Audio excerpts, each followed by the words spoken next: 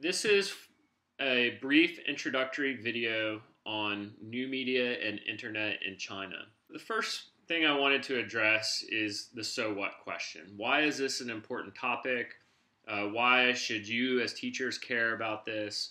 And why you might think about your students' perspective on this. And I think there are a lot of important reasons to think about the growth of the internet and why it's important. And the first one is this notion of democracy, the belief that the internet will be inherently democratizing or that communications will break down authoritarianism, whether that's in the Arab Spring or in China or elsewhere. We see these kinds of online democratic movements. And so there's always been this question about, well, what does this mean for democracy in China, or conversely, for the ability of the CCP to maintain a single-party regime long-term? So that's kind of where a lot of these debates, at least in the Western literature, focus. There's also an important element here in terms of economic development, that the internet and information technology is central to developing 21st century economy that's driven by learning and information and tech industry. And so if you've paid attention to, say, Alibaba or some of these tech companies coming out of China that have had huge IPOs, this is also an important area for economic development in China, particularly as the country tries to transition from a more labor-oriented type of economic model to more value-added, technology-driven, innovation-driven economic model.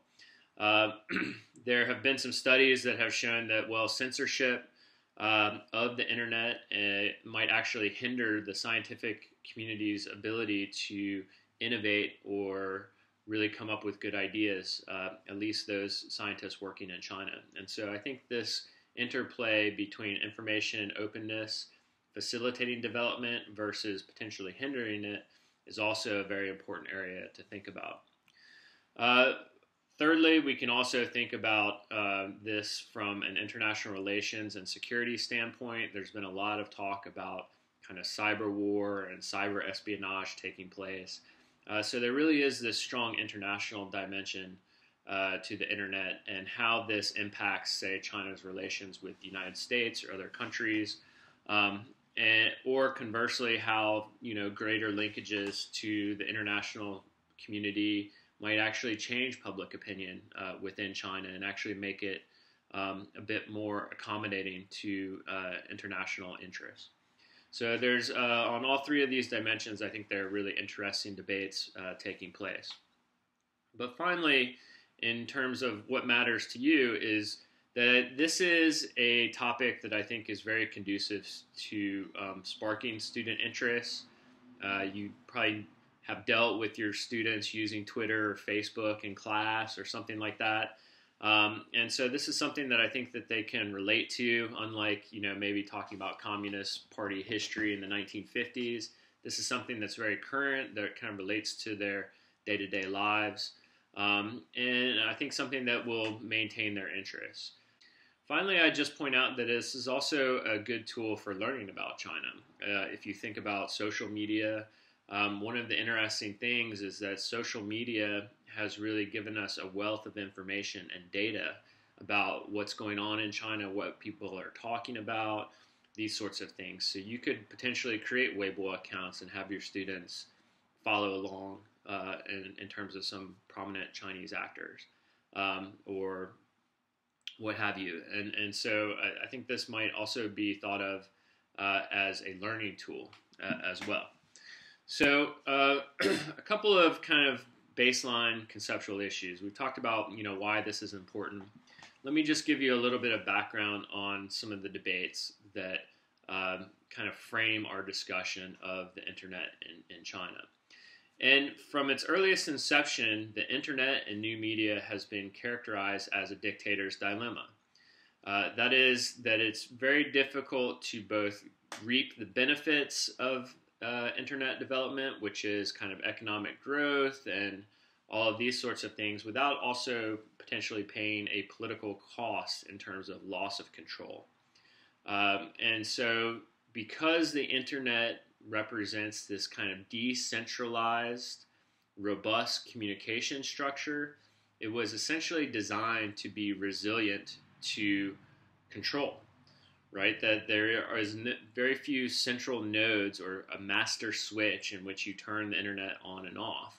That it was designed to be this kind of decentralized network structure where if you take out any one particular node, there are still multiple avenues for information to get through. And so it's very complex and it's resilient in terms of its structure, which also means it's resistant to centralized control. And so early on, there was a lot of optimism that the internet was simply going to kind of break down authoritarian controls, that dictators would not be able to really manage it. More recently, scholars have looked at places like China or Iran and said that there is this kind of cyber optimism that is unwarranted, that authoritarian countries understand this dilemma and have acted to create new tools that help them stay in power and maintain control.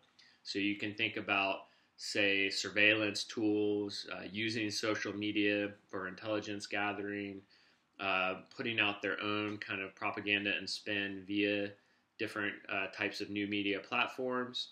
And so the argument on the other side is that, well, no, governments like China have actually been quite effective at managing the growth and development of the internet in a way that doesn't really challenge their hold on power. And so I think what I would encourage you to try and understand through this lecture and through our subsequent discussion is that China does understand this dilemma, and from the very early inception of the internet in China has worked to minimize it. So they've always built the internet in China with more master switches, let's call them, and ways to shut down the internet if they want to, or more prominently, what they do is filter content coming in and out of the country.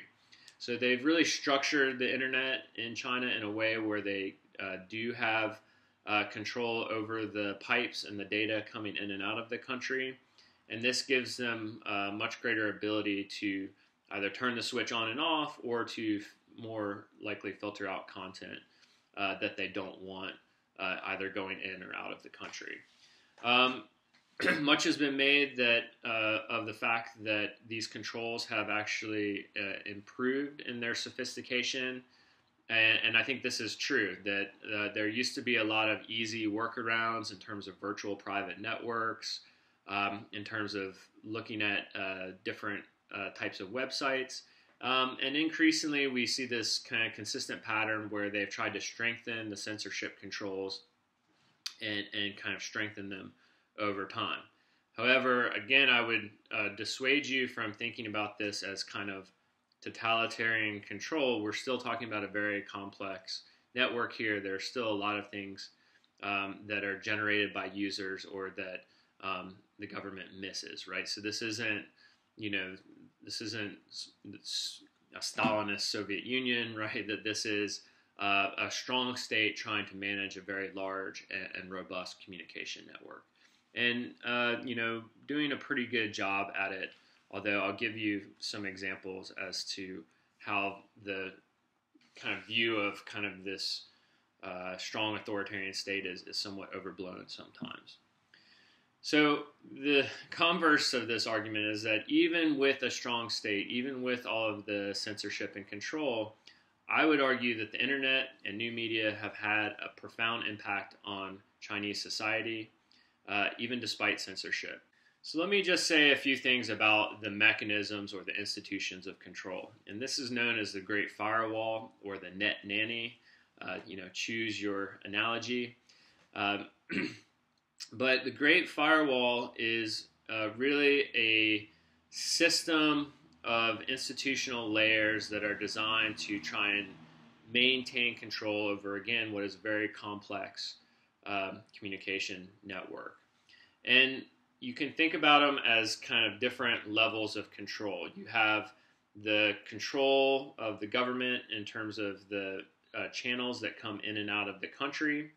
And so really the first layer to the Great Firewall is a system of keyword filters, filters that simply look for keywords or certain pages that the government wants blocked, and they keep a list of block sites.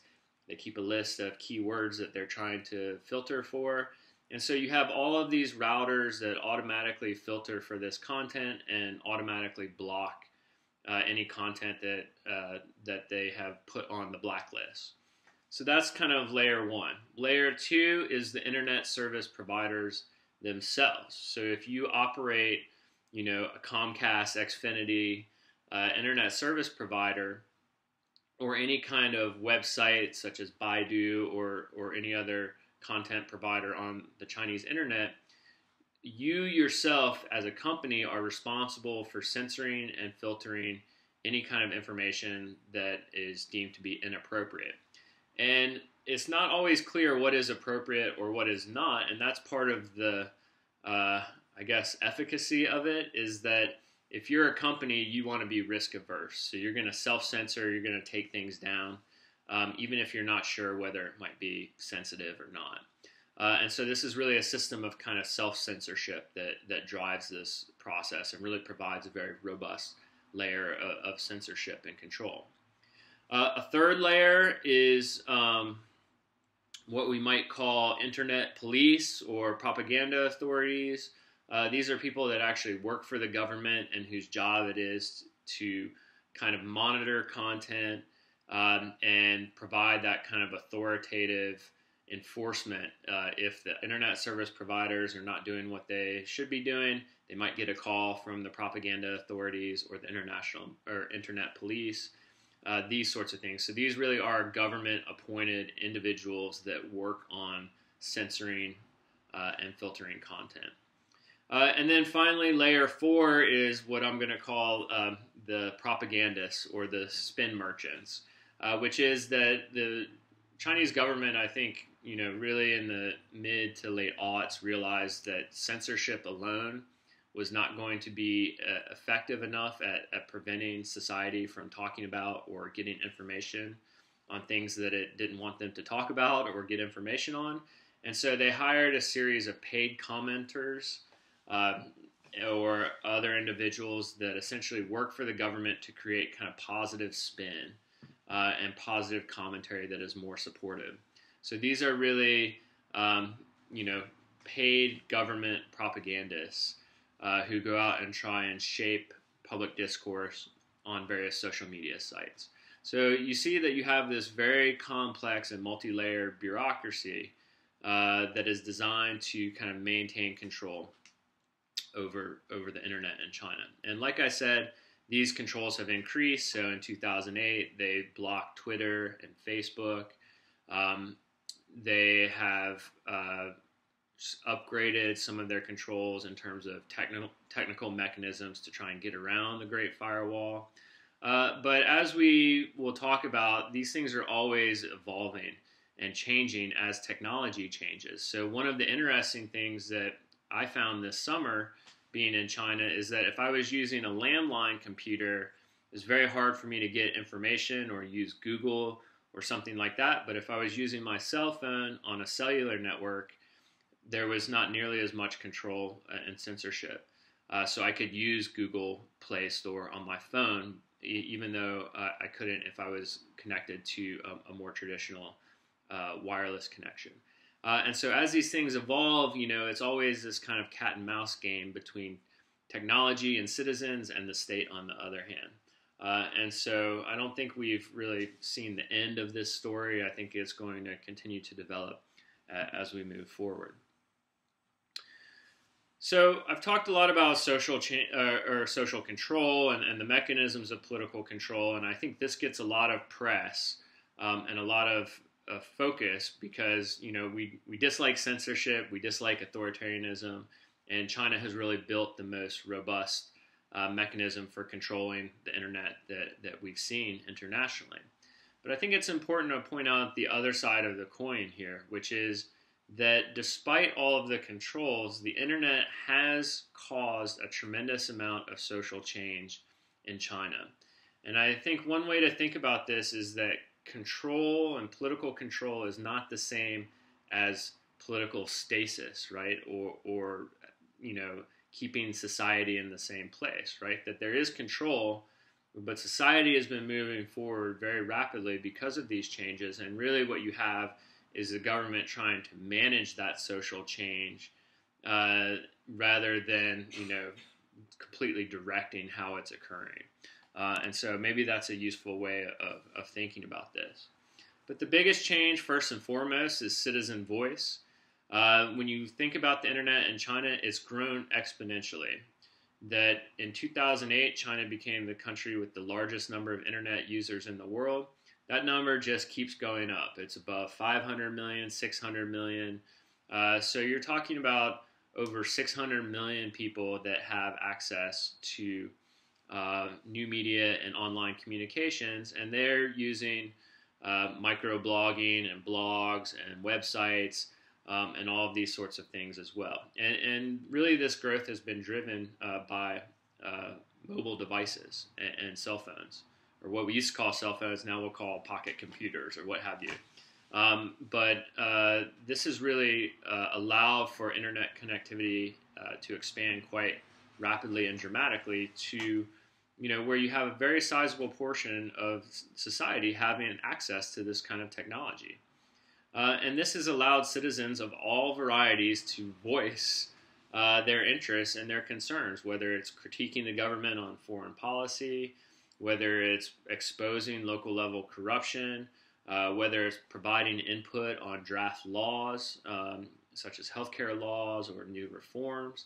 And I think this is one of the most basic changes that the internet has created. Is it's created a platform where the state can more easily interact with society, and society can more easily voice their opinions about what government and what public policy is doing. Now, whether the state listens to those opinions is another matter, but we have a lot of anecdotal evidence that says that they do listen to those opinions, that they do use new media platforms as a means of gathering intelligence about what public opinion is thinking, what the hot button issues are.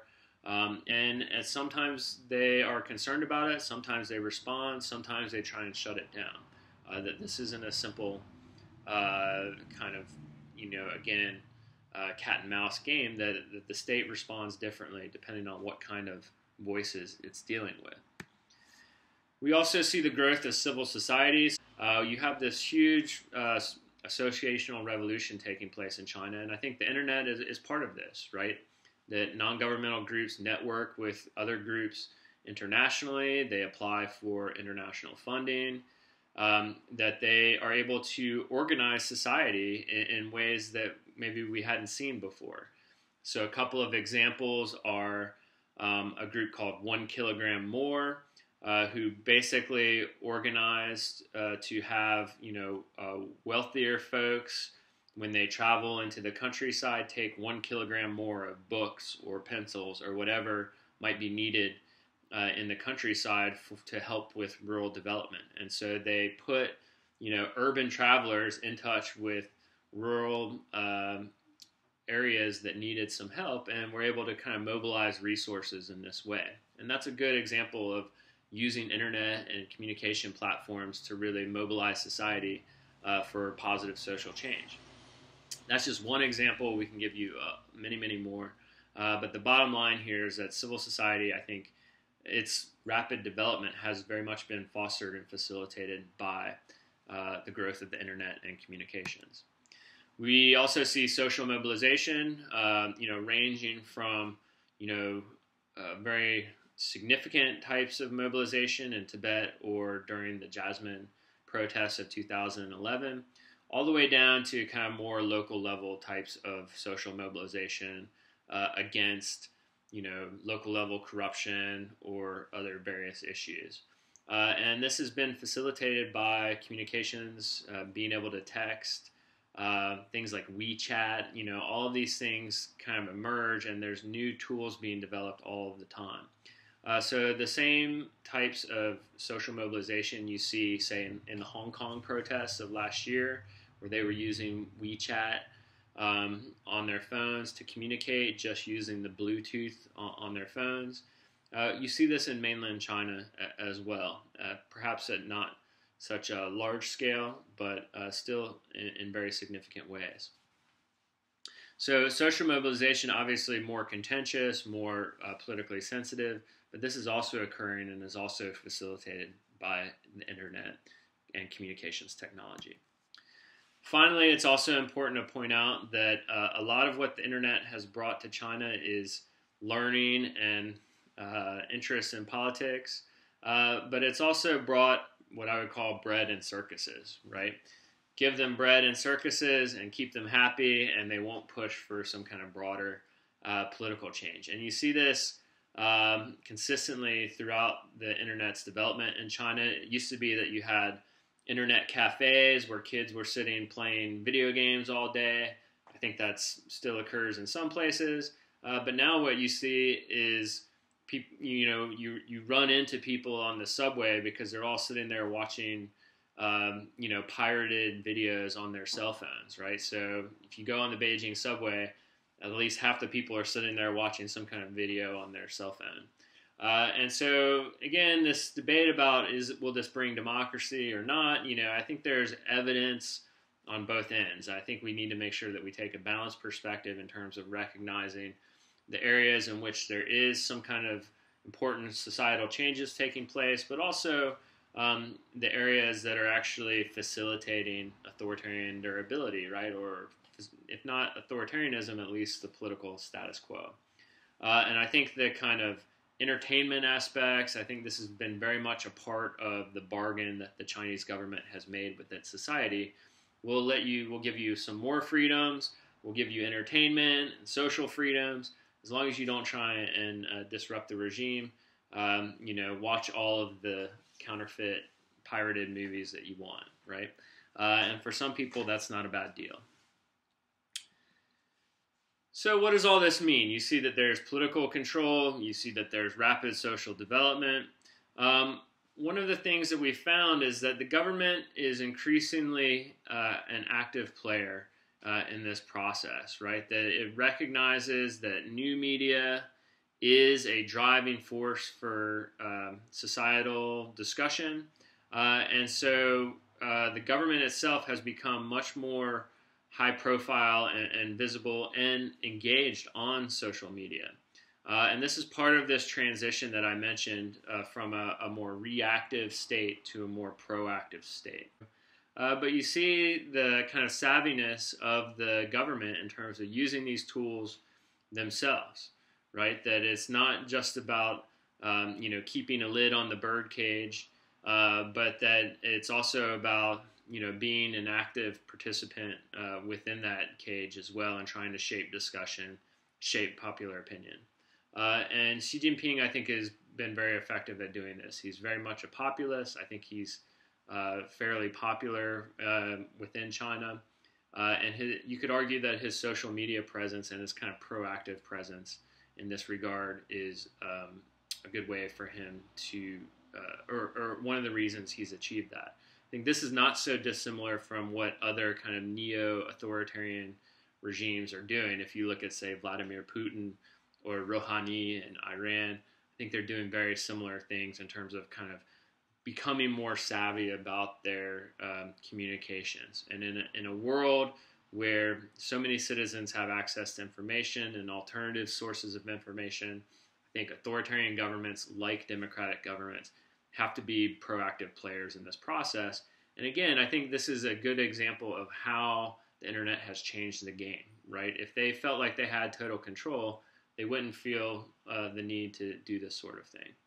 And so this is, I think, the best example I have really of how the internet has actually changed things, and that has forced a more reactive government to becoming more proactive in its communication and engaging society more in some kind of dialogue. And, whatever you think about authoritarianism, having politicians that are engaged in dialogue with their societies is not necessarily a bad thing.